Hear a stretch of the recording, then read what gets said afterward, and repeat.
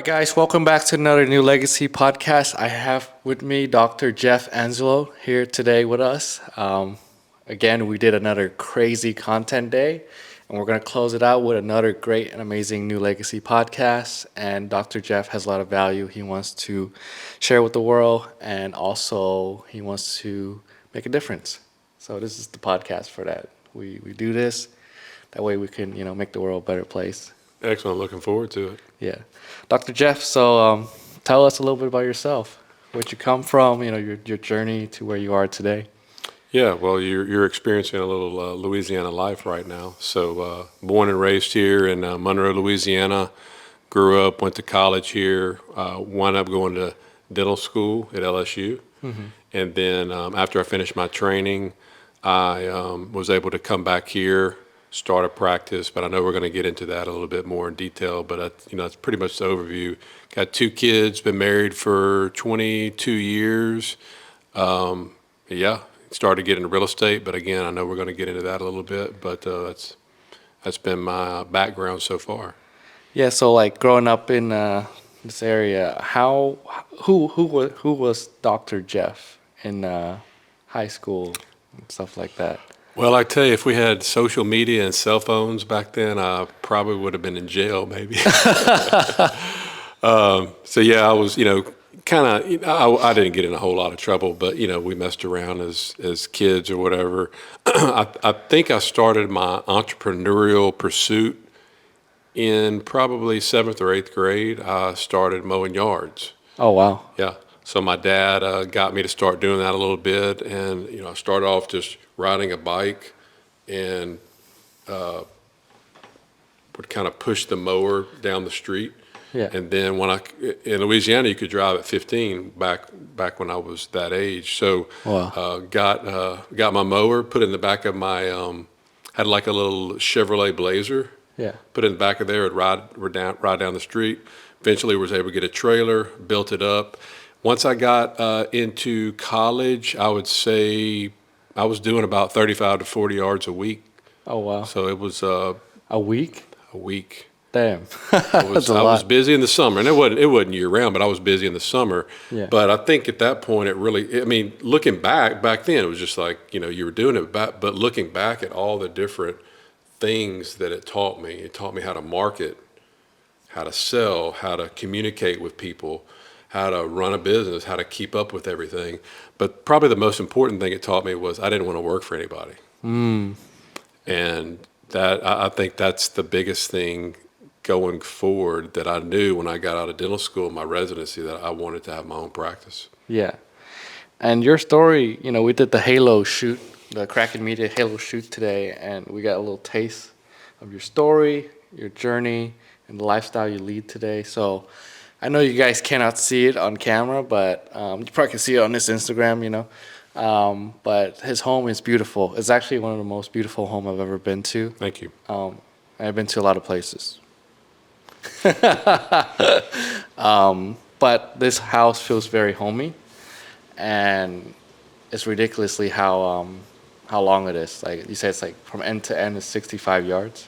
65 yards. You'll definitely get your steps in if you come visit me. Yeah, so like I was filming and I had to keep running back and forth to get camera gear. Unbelievable. It's crazy. But kudos to your wife, Rebecca. She decorated this place very, very beautifully. Thank you. And look at this, like this right here. People go rent studios like these to do podcasts. And he just has it like at home. This isn't me. This is my wife. She just put it up the other day. So all this for her. So. But yeah, definitely. And we met at West Wasson Mastermind 3 in Miami. So Miami Mastermind 3. That was really cool. And you were rocking the debt-free doctor shirt. Yeah. That's crazy. So tell us a little bit like how you got there, like your journey with the dentistry school, and how did that happen, and like how did that drive your entrepreneur journey?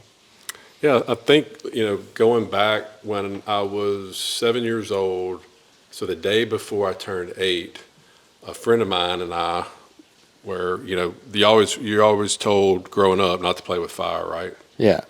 So my friend and I riding on our bike in the summer. Day before I turned 8, we go into somebody's backyard. We had matches. And, we lit it in a little bit of pine straw in a flower bed. And we saw this big red jug sitting next to a barbecue pit. And he said, hey, let me pour that on there. So my friend poured it on there. Well, it was gas, of course. Yeah. And it flamed up, and it gave me second and third degree burns all on my legs. And I can remember, being on my bike, pedaling, screaming, crying, riding home with just these huge burn bubbles. I can still, to this day, and I just couldn't imagine as a parent back then what my parents went through. And I went through weeks of them having to scrub it and clean. It was like the worst pain ever. And then I had to go in the hospital, had to do skin grafts, had to learn how to walk again because I was in the bed so long, second grader. But the point of that is the plastic surgeon, Dr. Worthen, that took care of me, that was really got me interested in going down the path in the healthcare profession. Yeah. And so that would always interest me. So then once I got to the point in college, I was trying to figure out, should I go medical school, dental school? Well, when I would play sports, I would notice all my friends' parents that were dentists, they were either always at the games or they were coaching. They were always present. And then my friends' dads that were physicians, a lot of times they were working all the time. They were on call. So I saw the lifestyle. Yeah. So I decided to go to dental school. Met my beautiful wife, Rebecca, there. She's a hygienist. And went to do some training at the VA hospital in Biloxi. Got interested in surgery, so I went back to LSU for 3 more years. So I did for 8 years of training after college. Wow. That's a lot. Yeah.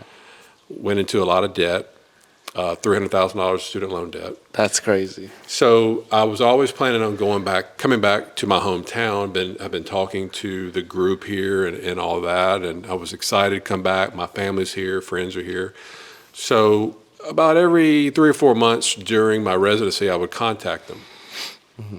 Hey, how's it going? We were, going to be joining the practice. They were making me room and this and that. So then I remember I called about 2 to 3 weeks before I finally got my graduation date. Yeah. So I called and I said, hey, got my graduation date. It was like on a Saturday. I said, look, I can pack up the U-Haul from my little apartment and I can be at work Monday. Yeah. It was like silence. Ooh. And I really don't remember exactly what he said because it was just like, I try to, block it out. But basically, the 2 partners were having issues amongst themselves, and they decided to pull my deal because they didn't want to bring anybody else in the practice. And I'm like, wait, is this a joke? I said, I've been counting on this for 3 years. We had already bought a house here with an interest-only loan. Yeah. We had a 2-month-old, had all that debt, $300,000, and I was just like, what in the hell am I going to do? I mean, they don't teach you how to run a practice in dental school or medical school. All they do is teach you how to do the trade, and hopefully you can learn it from joining practices. So, that immediately took me into just a survival mode, like scarcity mindset. Yeah. And I can remember going in the bathroom at our little apartment and just shutting the door and just like sitting on the toilet and just like head down and just like praying like, God, I don't know if I can get through this. Wow. It was rough, man. It was rough on all of us, especially having a 2-month-old. I got mouths to feed. Yeah. So as you can imagine, that was rough. So luckily, being from a small town, word got out. Mm-hmm. Another dental specialist I didn't know at the time, he reached out to me. He's like, Jeff, I know what you're going through. I kind of went through the same thing. He said, look, I'm in a really small practice building right now, but I'm renovating this really big building, and it's going to take about a year. But I can kind of teach you how to network during that year with other dentists and maybe working out of their office. I was like, yeah, what else am I going to do, So I did that. I'm working out of other dental offices. Then I had to go back to mowing yards again. Oh, damn. It's full circle. You're talking about like a humbling and a humiliating experience, as somebody that had gone to school for 12 years after high school, having to go back, knocking on doors to mow yards again. But, when you got mouths to feed, you got to do what you got to do. So probably one of the biggest lessons that I take away from that whole experience was I knew that I was the type of person, I was the man, I was raised the correct way, that I would do whatever it took to provide for my family. That going in survival mode, whatever it takes, I was going to be the provider, and I wanted my wife to see that. I wanted my kids to know that I wasn't going to walk away, I wasn't going to quit. I'm not a quitter, and whenever those kids were older, I didn't want them to quit either. You wanted to lead by example for them. Want to lead by example, and I wanted to let my wife know, maybe that's why we've been together for so long, that I'm never going to give up. I'm not going to quit. How long have you guys been together? We have been married for 22 years. We've been together for 2 years before that, so 24 total. Oh wow! And that's like very rare in American standards. Pretty rare. I think the divorce rate now is over 50%, unfortunately. Last time I looked, it was like 70. Really? Yeah. Wouldn't surprise me. Yeah, people are switching in their like significant other like cars at dealerships, right? So Jared's laughing. So you do whatever it takes to start mowing lawns to make ends for your family's needs. What happened after that? The only person that I really knew, financial guru back then, now this was 2005, 2006, was Dave Ramsey. Yeah. And he was there really wasn't too many financial gurus back then. Now, him and maybe Susie Orman. Gotcha. You may or may not know who that is. But Dave Ramsey was the big 7 baby steps. Yep. Get the emergency fund, get out of debt, all debt is bad. Invest in a 401k, work for 30, 40 years, and then one day you'll be debt free, you'll be a millionaire, all this. Well, that was the only thing that I knew to do, so that's what I set out to do. Mm-hmm. I followed his baby steps, and after about 7.5, 8 years, I was able to pay off all the loans, including that first house. And I got to the point where I was debt free. But after going through all those years, I was thinking that once I reached that, it was just like going to be this huge, celebration or something. But it was kind of like, okay, I made it. Now what? Right. It wasn't like a big thing that I thought it was going to be. Maybe that's what people say. They win the Super Bowl, mm-hmm. And it's like, I remember Tom Brady one time was interviewed after he won the Super Bowl. Yeah. And like immediately after he won the Super Bowl, he was like, "There's got to be more to this. Is this it?" I mean, yeah, well, he keeps going back. Yeah, keeps going back. You did the Dave Ramsey 7 baby steps, right? Is it 7 baby steps? 7 baby steps took me about 7.5, 8 years to get to that point. I was about, I'd say 39 or 40 years old. So I'm thinking, okay, well now, looking back, yeah, I didn't have any more debt, but I still had to go to work. Yeah.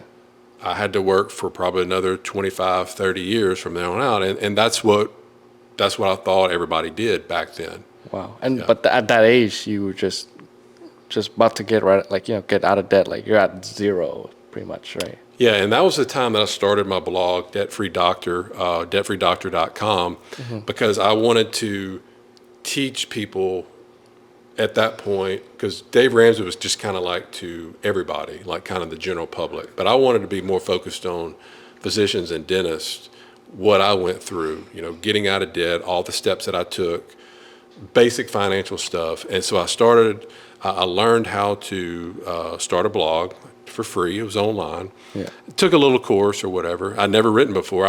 Looking back, I really don't remember what one specific thing that wanted me to start the blog. I just did it. Wow. Kind of enjoyed doing it and just started writing articles, and that's how that got started. Yeah, I think having for us, even for our company, we do it because we enjoy it. Yeah. And it takes us a lot farther than if we had to do it to survive. Yeah. You still have to pay bills, but if you generally love what you do, you can go so much further, and people can feel it. And yeah. Obviously you're very passionate about helping the doctors, high income earners to have a more secure, safe, multiple source of income. And let's get into that. Yeah. So maybe 2 years after that, we loved to snow ski, and the kids at that time I think were like 7 and 9. So we go to Beaver Creek, Colorado, and I remember going up the ski lift with my wife. The kids were in ski school. Got off the lift, took a left, and in ski school the kids follow each other in single file line. Yeah. So I can vividly remember getting off, and as soon as I got off, kind of out of the corner of my eye, my peripheral vision, I see, you could see the kids coming. So you kind of slow so that, they kind of go past me. That one of the kids broke away, I don't know, just out of control or something, and he cut right in front of me. When he cut in front of me, I had to swerve on my ski. I mean, I killed the kid, Oh, wow. I'm 6'5", and this little kid. You're a tall dude. This house is ceiling's very high. So I did that, and when I did that and swerved, well, I fell. When you fall, you instinctively put your hands down. Well, it really bent my wrist back bad. I mean, it hurt it bad. Luckily, it didn't fracture or break. But, man, that was my wake-up call, man. I was like, dude, Jeff, what would you do if you can't use your hands, your arm, That thought never crosses. You don't even think about getting hurt. You don't ever think about getting sick. You don't think about getting injured. Never. You're like, okay, I'm going to work for another 30 years. So at that point, I was like, I had got disability insurance. They recommended that, but it wasn't going to be enough, So I knew I had to do something in order to protect my family, like their financial future. Yeah. I was only relying on my dental income at that time. And I realized if I couldn't work, if I couldn't use my hands, I'm sunk. Wow. And that's not just, I get the high income earner, doctors, dentists, and lawyers, those jobs where they have massive student loan debts and they have that source of income. And that get taken away. It's like a big crash for them. Yeah. I mean, you got to think about it. If I get hurt and I'm injured, or most people that get out and they got all the student loan debt, it's not like you can just go work at Starbucks and pay off $300,000. No. I mean, you got a lot of debt. Most of these people that have a big lifestyle, because we delay all these years of gratification. And unfortunately, a lot of doctors and dentists and attorneys, when they do that, they get out and they become entitled. It's like, you know what? I've put off partying. I've put off doing all these things that my friends have been doing, and I'm entitled. I deserve the G-Wagon. I deserve the country club membership. I deserve the big house. I deserve all of these things. And then you get in over your head, plus you got all this debt. Well, you're carrying all that debt burden with you, And if something happens, the gravy train's over with, It ends. It's very high risk for these guys. So that was a huge wake-up call, man. So I was like, I got to do something. So I started researching. I started just diving into YouTube videos, podcasts, books, articles for probably that year. And I can condense everything that I learned to 2 main points. Oh, get it. Number one, and these are I'm not talking about, these are wealthy people, multi-millionaire people, billionaires, multi-millionaires. 2 main things. Number one, they all had multiple income streams coming in, average 7 to 9. Wow. Jeff had 1. Damn. Number 2, all of them owned businesses or real estate or both. I didn't own any businesses but my practice, and I did not have any real estate but my house, and it was not cash flow. It wasn't paying anybody. Right.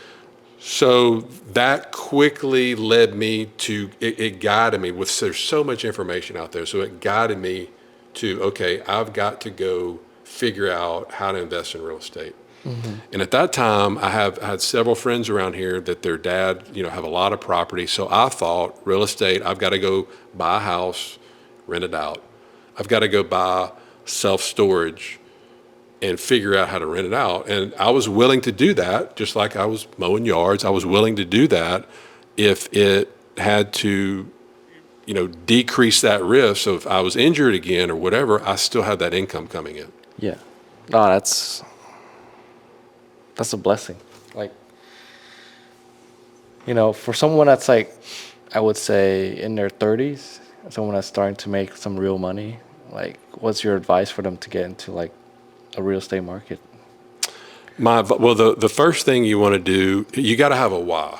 Simon Sinek wrote the book, What's Your Why? And if you don't have a strong why, so my why was like, there's no way I'm going to give up because this is all about for my family. It's not I'm going to go out and buy Lambos or, fancy stuff. It's about more of like an insurance policy. If I get hurt and can't work, I've got other income streams coming in. So you bought real estate out of the necessity to protect your family financially livelihood. Yeah, and one of the things, just about every wealthy person that invested in real estate, all of them said they can trace it back to starting with the Purple Bible, Rich Dad, Poor Dad. I didn't know that. Yeah. And here's what's funny. So in this is going to show my age. In 1996, Yeah. I was a senior at college here at NLU. Now it's ULM, University of Louisiana Monroe. That was the year the book, The Millionaire Next Door, came out by Thomas Stanley.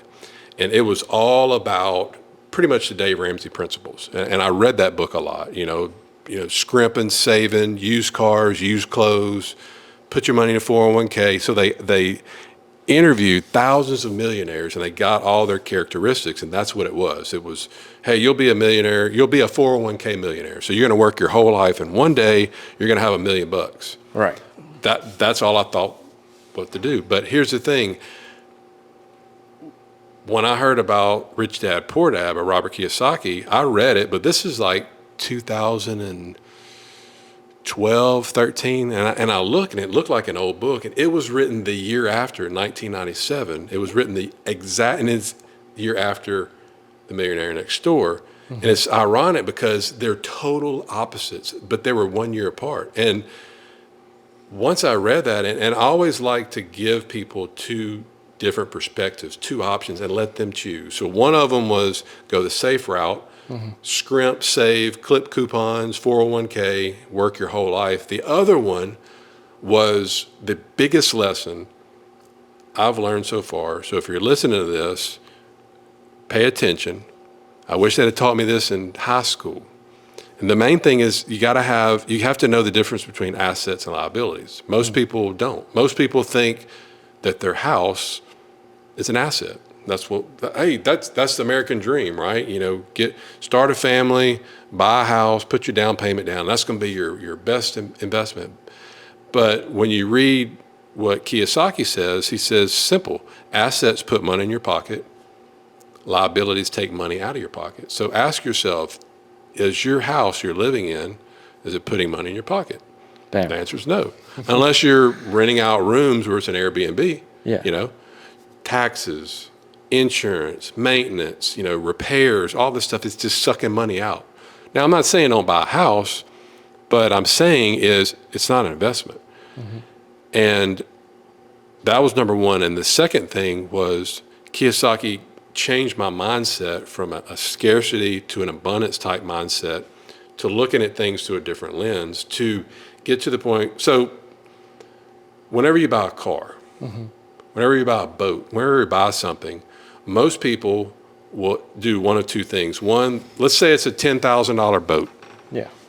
They'll go and they'll put it on credit and they'll pay monthly payments, whatever, $600, $700, $800 a month. That's the American way.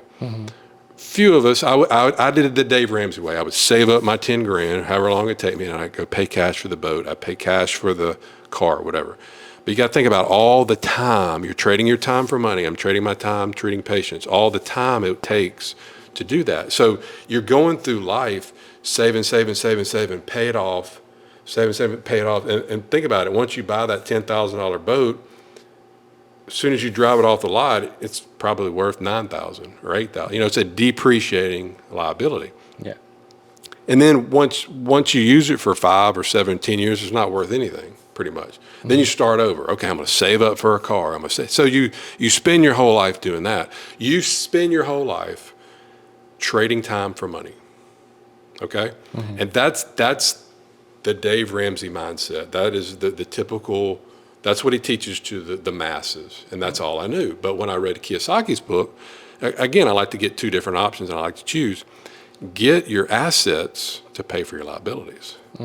That's when the light bulb went on. I'm like, holy crap. We bought a pontoon boat here not that long ago. Yeah. It's expensive. It's like 50 grand. Wow. But I made it a point that I was not going to buy it until I had an asset. So we actually invested in an RV park in Mississippi. Now that RV park pays for my boat. So here's the thing. You invest in an asset that pays your bills, that will pay that off. And then here's the catch. When that boat is paid off, you got two things. Number one, you got to pay for a boat, but you also have an asset, a cash flowing asset that is appreciated in value. Right. So as you're doing that your whole life, then you have all these assets that are going up in value, not even going to get into the tax benefits yet, but you have all this, instead of it putting it all on you, trading your time for money for your stuff. Damn. It's a different way to think. No, yeah, it's like the typical way, just credit card, bought something, enjoy it for a little bit, buy something else, massive debt. Yeah. Typical American way. And then basically you file bankruptcy every couple of years to start over and just repeat the cycle. But what you're saying is like you acquire the assets needed to give you the lifestyle that you want. Sure, it's going to take a little time, but... I'll give you a perfect example. Tonight, we went out to eat. Yeah. The bill was like, for four of us, like $300. Oh, wow. Well, appreciate you for the meals. Yeah, absolutely. I got a check from a mobile home park investment I'm in Wyoming 2 days ago. It was $291. I get it every month. It paid for our meal. I didn't have to trade time for that. And once that deal sells in 4 or 5 years, then it'll just keep rolling over. So again, it frees you up to where you're not so worried about money. You have other things paying for your bills instead of you. Damn. Boom. I love it.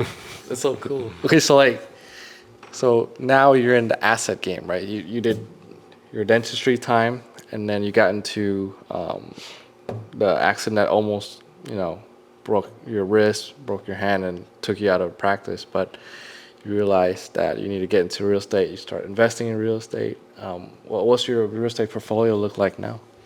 Well, one of the things that I'd mentioned about the blog, when I started learning about real estate, I started adding different articles in the blog as I was learning stuff. So now I was switching from teaching people about the Dave Ramsey principles to teaching them when I was learning about real estate, like what's a cap rate? I wrote an article. What's the IRR? What's the internal rate of return? What's this? What's that? What's a real estate syndication? So I started educating people, and it really started growing. And I had people reaching out to me about the different properties I was buying and this and that. So I started getting people going, Jeff, I'm busy. I'm a busy doctor. I like your stuff, but we're just too busy to figure out how to do this on their own. Will you ever consider telling us some of the assets some of the deals you're getting in? And at that time, it was mainly apartments, multifamily, and self-storage. Yeah. I said, sure. So I started a passive investor circle, free group. And what I would do, I would email any deal that I was doing. I would email them, let them look at it. If they wanted to invest, they could invest with the groups I was in.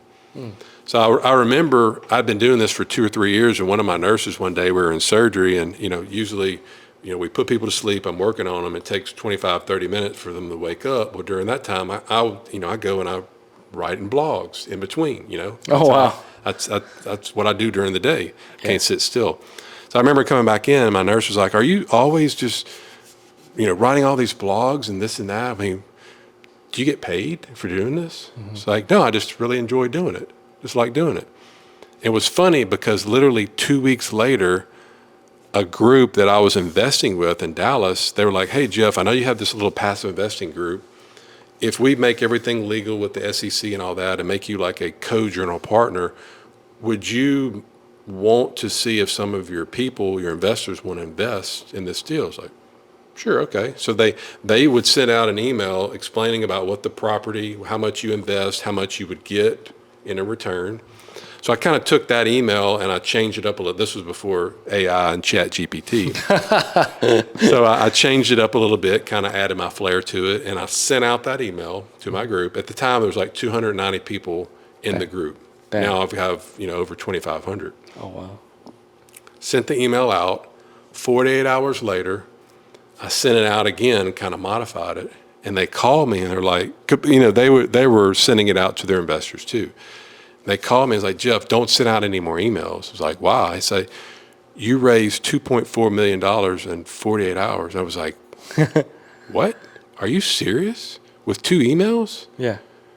And so it was funny because then I could go back to my nurse. I had just raised $2.4 million. She's like, well, so that was a funny joke or whatever. But that completely opened my eyes now to what's called the capital raising world. There's groups out there that, in order to buy real estate, you got to have funding, right? You got to have money. You got to, like Shark Tank, So that's what got me started into not only investing in syndications, which are passive investments, group investments that will pay you a return, like paid for our meal tonight, the trailer park, but also I could go on not only the limited partner or the passive investor side, but I could also go on to the general partner side to where some of the different fees and things that they charge for running it, I was able to get that too. So that was pretty cool that now I'd had another income stream coming in just from doing all the hard work, just from learning. So everything goes back to learning that one skill, learning how to blog. Damn. It came full circle for you. Came full circle. Wow. That's crazy. That's so crazy. So now you're in the capital raising world. And is this like after you bought your first like real estate deal, or like when did you start buying the real estate deal?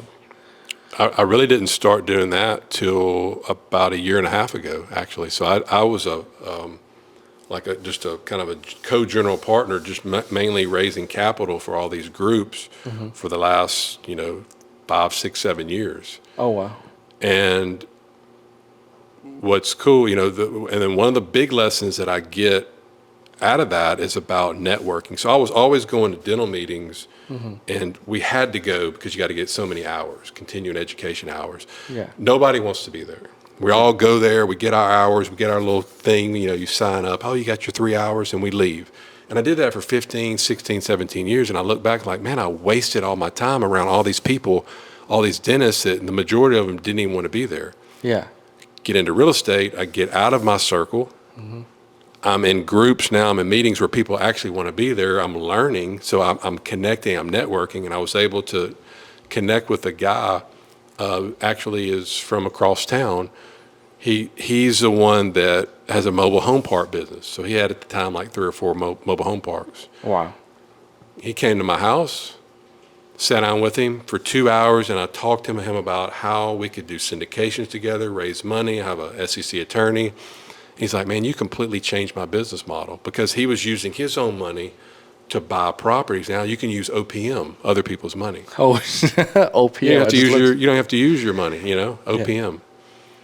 So because I connected with him, now I have, we bought a trailer park in South Louisiana, and we recently just bought 3 across town. So him and I have 4 together, mobile home parks, just from getting out of my circle. So I'm not only a passive investor in a lot of deals, but I'm also an active investor with him too. Wow. Damn, that's crazy. And I just wanted you guys to know, we went to a couple of trailer parks is that RV park or trailer park? Well, you either call them trailer or mobile home parks. Yeah. Okay, so we went to actually a couple mobile home parks today. Jeff showed me a couple that he owns. They're huge. And like, it's ridiculous. Like, I'm from California, and then he owns a lot of land here. It's ridiculous. He can have his own amusement park if he wants. Yeah, it's cool that you can provide a good service. You can provide value, just like in your practice to patients. You can do that with mobile home parks. We have several RV parks too. But, you're providing value to people, affordable housing, but you're also getting something in return. You're getting passive income in return. And the more value you provide, the more you can get in return. Yeah, that's crazy. So, But here's the thing that I love about this is my kids are teenagers. I'm getting them involved in it too, because it's so important. Because if you don't teach them about money, who's going to do it? right. They're going to do what everybody else does.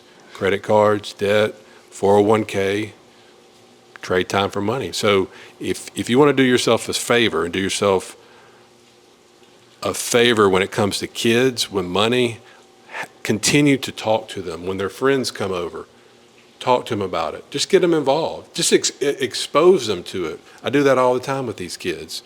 And, they'll come up and they'll work out with me or whatever. And we were at a high school game not that long ago, and I could see somebody coming out kind of the corner of my eyes. It was like this kid. He's like, "Hey, are you that debt-free doctor guy on YouTube? I follow you." So it was one of my son's friends. But again, just give these kids options, and you'll be glad that you did. Wow, that's crazy.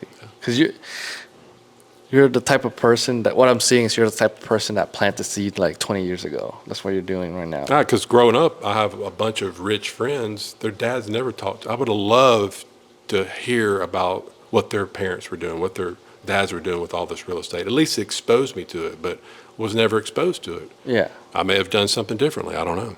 Damn. But you learned it all pretty much the hard way, and now you're turning it around for your friends and families. Yeah. And the community and the team that you have supporting on your platform. So, with that being said, I want you to share some lessons you learned along the way, this crazy journey. Well, I think the biggest thing is to get your assets, to invest in assets, to pay for your liabilities. When you're around with these wealthy people and you ask them what they do, they don't say, "I'm a doctor, I'm a dentist, I'm a lawyer, I'm an attorney." They don't do something. They own something. I own businesses. I own real estate. They can be off 2, 3, 4 months, 6 months out of the year traveling, doing whatever they want. They're still getting paid. Versus somebody like us, we have to be at that practice. We have to clock in. We have to be at work in order to get money. It's a different way to think. It's a different mindset. So if you want freedom, if you want to free yourself as quickly as possible when you get out of your training or schooling or whatever, find a way to replace yourself with either other workers, if you can get a partner in, if you can get other businesses, buy companies, buy real estate, get something to replace your expenses, because it's not so much about the money. It's about money is just a tool to give you freedom, give you free time. And that's probably one of the biggest lessons that I've learned is, if you have kids, you'll appreciate this. You really have between the ages of 5 and 13. It's not from 0 to 18. It's 5 and 13 to really spend time with them, because they're not going to learn. They're not going to remember going to Disney World at 2 years old. By the time they're 5, they start to remember stuff. And then once they become teenagers, 13, they don't want to be around their parents.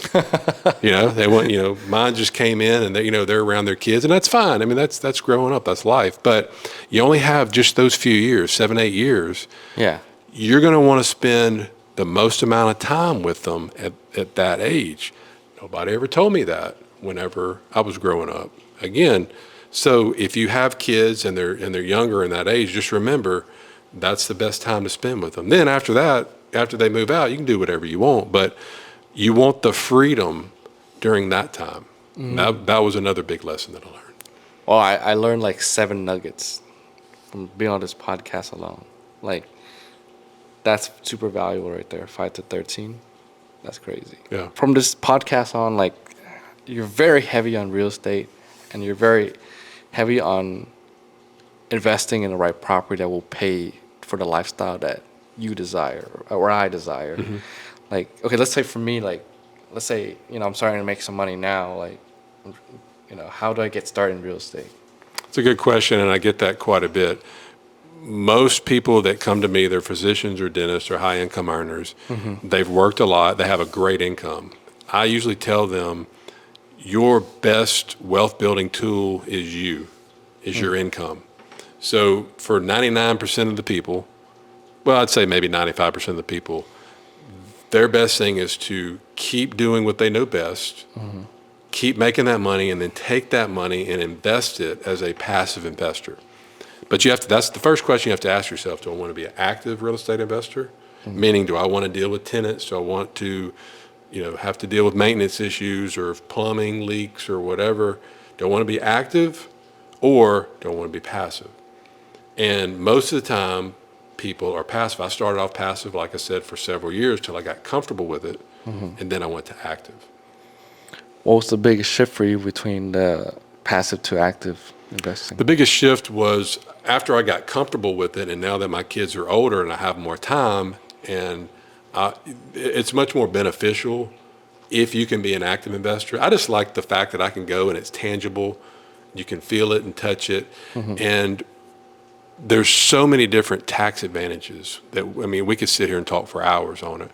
But that's another thing that I encourage the listeners to not only understand how money works, but how taxes work. Most people just push it off to the CPA, and they're just going to do your taxes. But the magic happens when you learn how to play the tax game, you learn about depreciation, and that's why these wealthy people, the billionaires, and you hear that they pay no taxes, they really pay no taxes because they know how to play the tax game, and it's not that difficult. Wow. Yeah. And so the IRS actually allows you to write off property, the wear and tear of a property, like your cell phone. You may have paid $1,000 for it. Now you may only be able to get, $300-400 for it? yeah. So it went down in value, but you don't get that back. But when you buy real estate, the IRS allows for that wear and tear that it's gonna wear and tear over time. The roof isn't gonna last forever. The flower beds aren't gonna last forever. The flooring, the cabinets aren't gonna last forever. You have a depreciating asset, so they allow you to. This is the greatest thing ever. They give you tax breaks, they give you tax benefits for the wear and tear on your property, yet you own an appreciating asset. So like It's unbelievable. so the depreciation lets you save more money in taxes while the asset rise. Yeah. So you can write, if you follow the rules that they tell you, become a real estate professional status or different things, you're allowed to take that depreciation and offset your income. Lower, the goal is to lower your income. The less you make on paper, the less you pay. I'm not a CPA, I'm not an accountant, I'm not an attorney, so check with yours. Don't take this as financial advice. That's what I've learned from my experts. If you don't want to learn this, that's fine. Surround yourself, it's even in the Bible, surround yourself with advisors, with people that are smarter than you to advise you. You don't have to learn, I read the book Who Not How. You don't have to learn how all this stuff works. You just find a who that can do it for you. Damn. That's another nugget right there. We're dropping bombs here. They're just dropping bombs. Like now I'm excited to go look at real estate. It's funny because now I'll never forget my son that's 16. We were, you go down the interstate and you look at these apartment complexes or self-storage or trailer parks, and you're just like, okay, there's buildings. But now you change your mindset, you change your perspective. And I'll never forget, we were going to Dallas, and my son looked over. He was like, dang, Dad, look. And I looked, it was a bunch of apartment complexes. He was like 12. It's like, what? He's like, can you imagine how much the person that owns all that is making? He gets it. Damn. He looks through a different lens. I lived in an apartment for 11 years. I never thought about the person that was owning or making. I wish I would have, man. I've missed out so much. So I'm trying to get these people right out of training, right out of school. If I can get them then thinking about differently, it's not for everybody. I just want to give them a choice that you don't have to have a financial advisor and go the 401k route if you don't want to. There are different ways. And what about for what advice do you have for military people who has some real estate VA loan benefits and stuff like that? They have great programs. They actually have, I don't know too much about the military and that, but I do know that they have really, really low down payments. I know they have physician loans that are like 0 to 2%. Oh, wow. And I know That, people that will get it, rent those out, move, get another one, rent it. And I think they maybe let you do like up to 5 or something like that. But yeah. it makes it a whole lot more affordable. Wow. Yeah. That's a strategy I might be interested in because I am a If you could military. do that and get a low interest rate and either rent out, get a duplex or something, or a fourplex, or Airbnb it. Damn. Yeah. You're opening a lot of pathways for me. Yeah, this, Napoleon Hill wrote the book Think and Grow Rich, like back in the 30s. What's the first word of the book? Think and grow rich, not how to grow rich or let's go buy a Lambo and grow rich or whatever. It's think. It's the way you think. It's your mindset. It's your perspective on the lens that you view things. That's how anything that anything in life. That's the way that you look. Your lens. You probably see.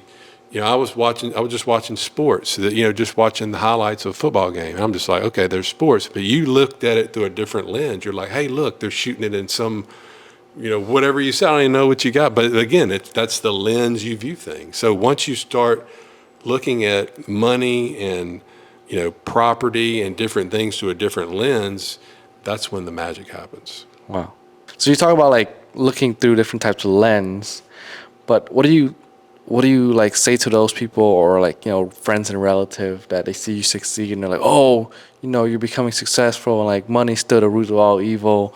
You shouldn't have that much money. It's not fair to the other people that don't have any money. That you should just like share it all. Like, what do you say to those people?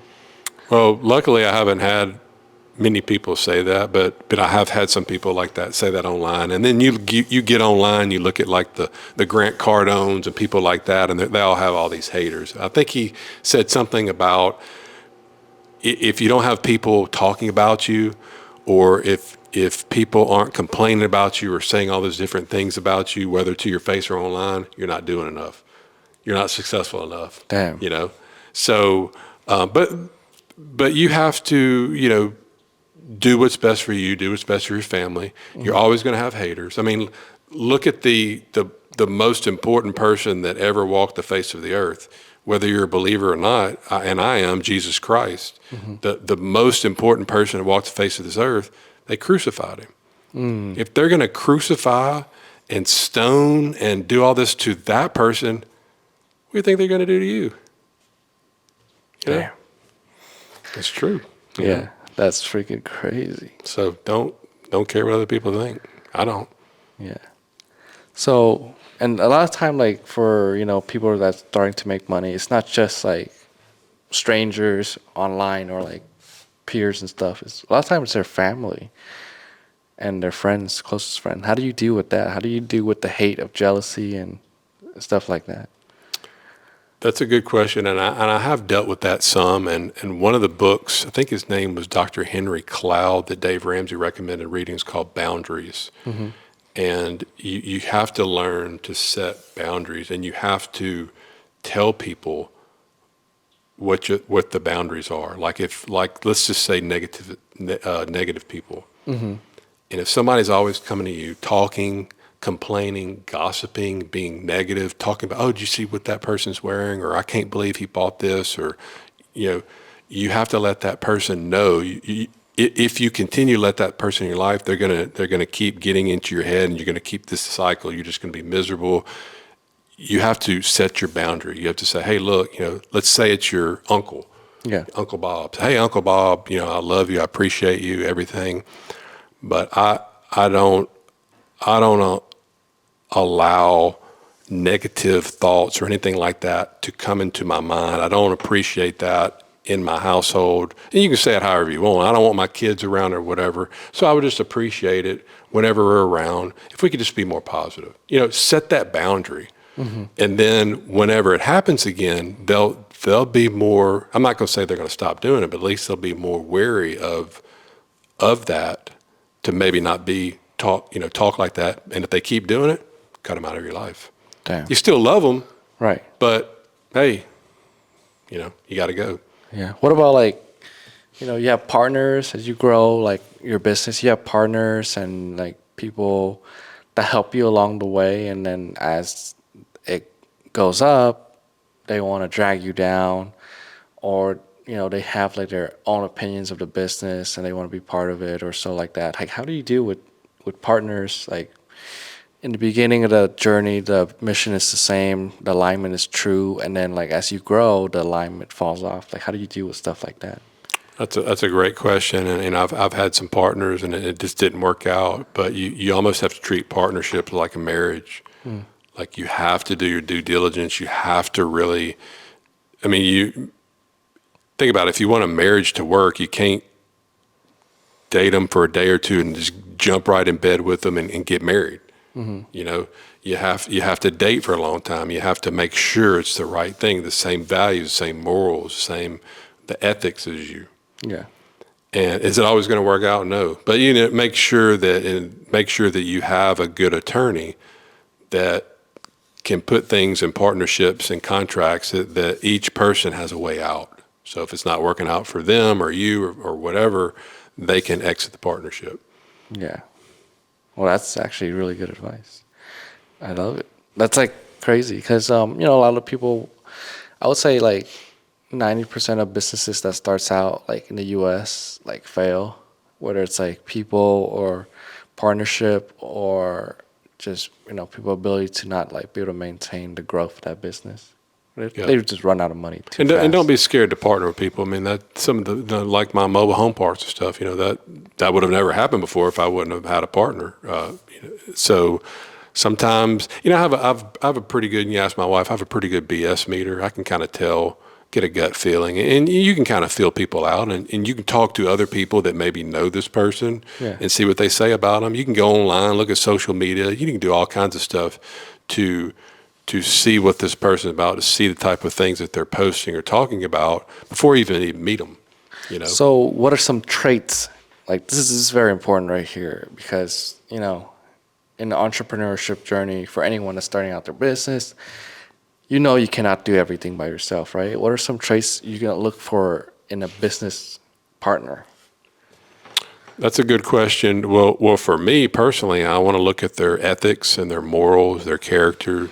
I want to make sure that, and they can drop certain things, certain hints, and you can tell, if they'd be more prone to maybe cheating on their money or lying or whatever. So, for instance, we deal with a lot of mom and pop people that we buy these RV parks and mobile home parks from, older people, and when you're getting the rent roll, like where you're getting all the people that are paying you and you're looking at the money coming in, a lot of times you can tell it's been doctored. And we'll confront the owner about it. It's like, oh yeah, I take cash, and you can tell that the person isn't ethical, that I take cash and I don't report it, but I'll and then the guy that I partner with, he's like, as soon as we buy, he said, my thing, as soon as we buy a mobile home park, first thing we do, we don't take any more cash. I want to be able to document everything.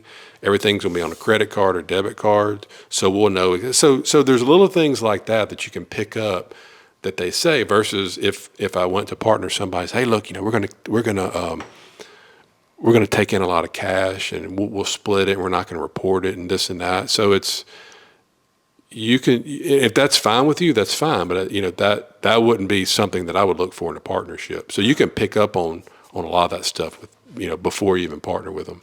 How do you stay true to yourself, like in business? Because like obviously human psychology and like the human nature, like I would say like most in the world, everyone's trying to take something from you. Like if you're growing, like you're on the rise, you're becoming more successful, you also become a bigger target.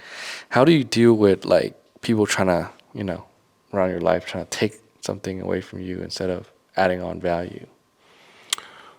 That's a good question. I don't really know.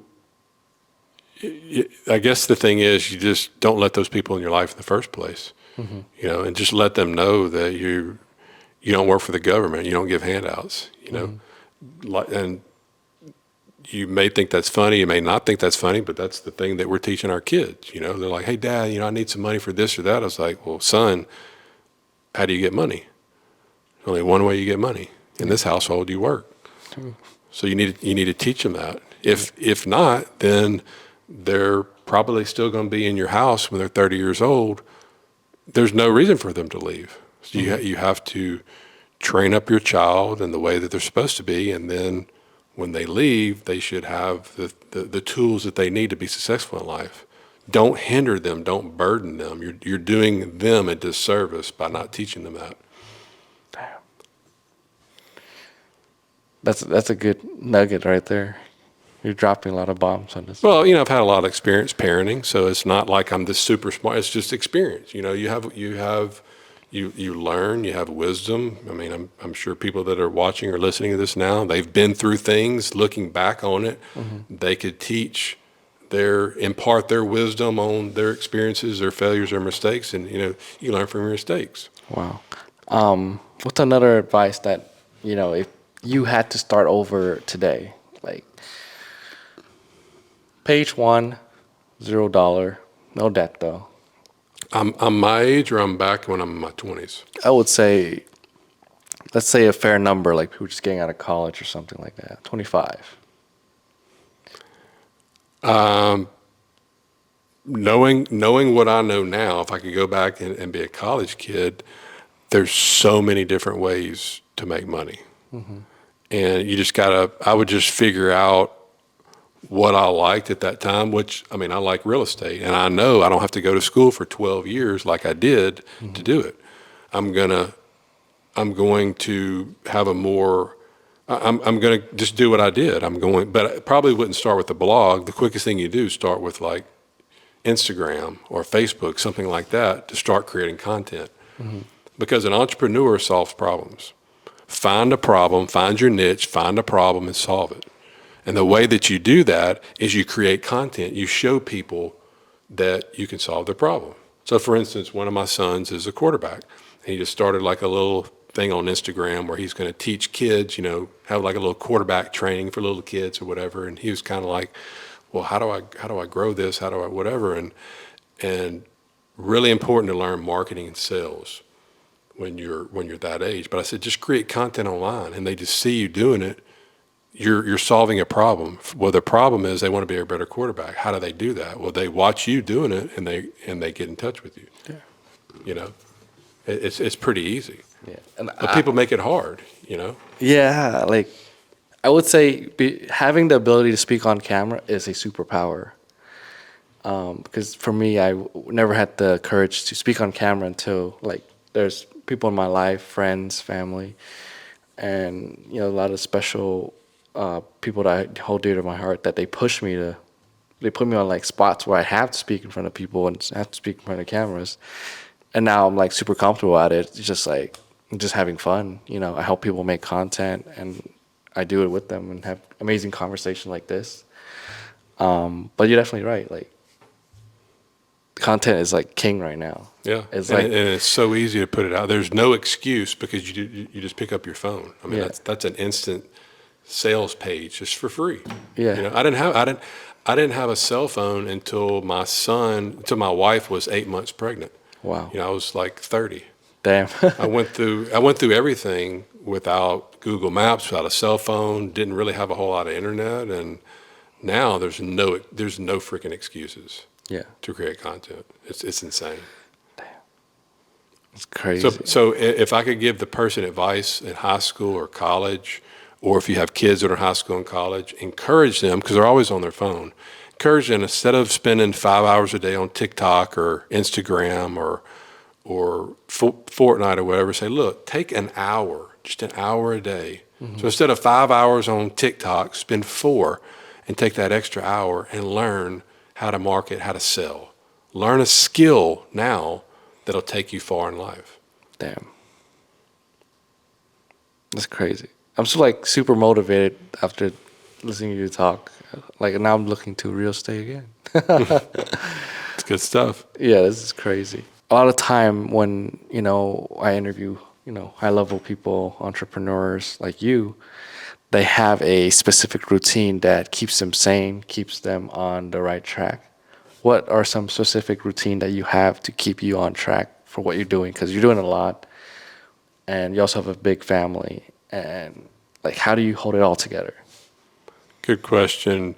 Well, we haven't even really touched on the topic of health. And really that's probably the most important thing. So you can have all the money in the world, but if you don't have your health, well, I mean, you got $1 billion, but if you can't get out of bed, what's the point, Yeah. And if you have your health, you have everything. So I made it a point early on in practice that when I got out of treating patients, I would go immediately to the gym. Damn.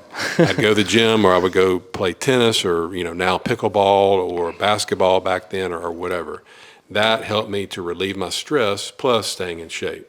And that's just become a daily habit, and I've done that for close to 20 years now. So that's not like a fad diet. That's not like a fad exercise. That's just part of, kind of like getting up and taking a shower or brushing your teeth. That's just part of my daily routine.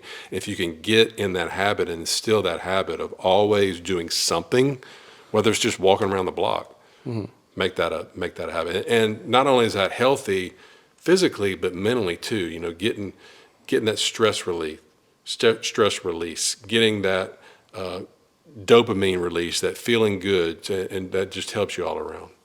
Is there like a daily routine that you have, like that you put specifically? Like some people that have like meditation, wake up time. Like what is your gameplay? When I get up in the morning, I have a devotional that I read. Typically, I sit on the couch with our dog.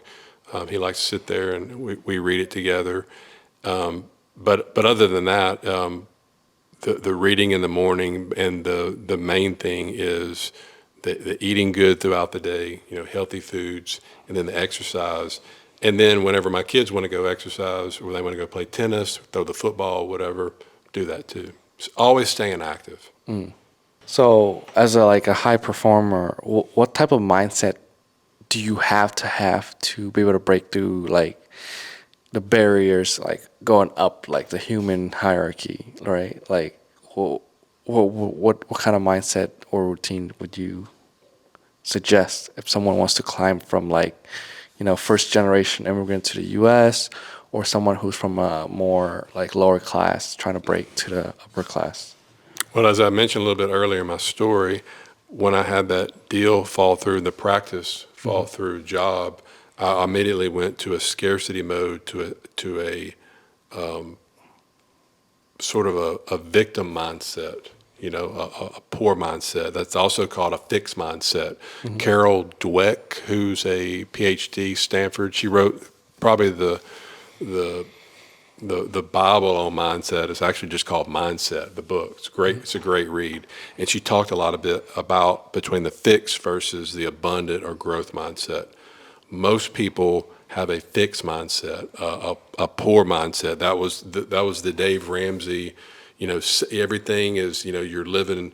You're like you're living poorly. You're delaying gratification. You're saving. You're scrimping. You're doing all that to put off till tomorrow. But with that type of mindset, that fixed mindset, you believe that you're born with all the talents that you have. Like if you're smart a certain level, if you can only play sports a certain level, whatever, that's it. You can't get any better. You're not going to learn. You avoid failure like the plague. Well, if you avoid failure, what are you going to do? You're never going to try anything, right? You're never going to start a business. You're never going to take a risk. You're going to go work for somebody, right? You're going to be an employee your whole life. Yeah. Now I'm not saying that that's bad. If that's right for you, that's fine. But that is the typical fixed mindset. Now, if you want to grow, if you want to go out, if you really want to, you got to have a floor, and there's usually a limit to a floor, but your ceiling is unlimited. So once you start thinking like there's no limits to what I can accomplish. Even though I was born in poverty, I was born in the hood, I was born to alcoholic parents or abuse or whatever, that doesn't define me. That's not going to define you. You can do anything that you want. Is it hard? Absolutely. But that is a growth or abundance mindset. Fixed mindset, there's only a little slice of the pie, and I got to hoard that pie. But abundance or growth mindset, there's plenty to go around. Damn. Plenty to go around. How do you maintain an abundant mindset when things are just going south? That is the big difference between how you look at failures. Because in order to get in medical school or dental school or any of those schools, you can't fail. I mean, you got to have like almost all A's now. So like we would avoid, it was just, that's the system that they put you into. You got to avoid failures. You have to do whatever it can. So then when you do fail or you lose or something, it's like the end of the world. But people that don't go through all that school and everything, they have this abundance, this growth mindset. You look at failures differently. Now, I immediately, when I fail, I'm like, great. Now I know what not to do next time. Instead of like, oh, it's the end of the world. Right. I just lost money. Oh, man, that's it. No, now I know what not to do next month or whatever. Yeah, because like now you kind of have to unlearn what you learned in like the medical, like the traditional route. 100%. I had to relearn everything. Here's the thing. Whenever you fail, just think about this. You fail forward. I'm failing forward. I'm moving forward. You have to fail to move forward. Dang. You have to. You have to have mistakes. Or if you're not making mistakes or failing, you're not growing. Crazy. So before we close out the podcast, any other comments or lessons or anything you want to drop? I would encourage you right now to evaluate your life. Look at how you're operating. Mainly there's three areas, and we talked about this a little bit going to the gym today. There's three main areas to look at in your life: health, wealth, and relationships. And more than likely, people watching this or listening to this, you're out of balance in one of those. You know, you may have a lot of money, but your health sucks. You may have a lot of friends, but you're broke and you're unhealthy or whatever. So you want to focus on those three areas and make it a point to see which of those areas are you lacking in. Let's say it's your health. You got decent money, you have good relationships, but my health's slacking. Well, make it a point to get better at that, to start eating better, track your macros. You know, you can't improve what you don't measure, right? Yeah. You know, so if you're not tracking what you're eating, you're not looking at your protein, your calories, or whatever, it's never going to change. Like your bank account, if you never look in what's in your bank account, you ever going to grow it? No, right? So you have to do that: health, wealth, and relationships. And then, you know, we already talked about this before.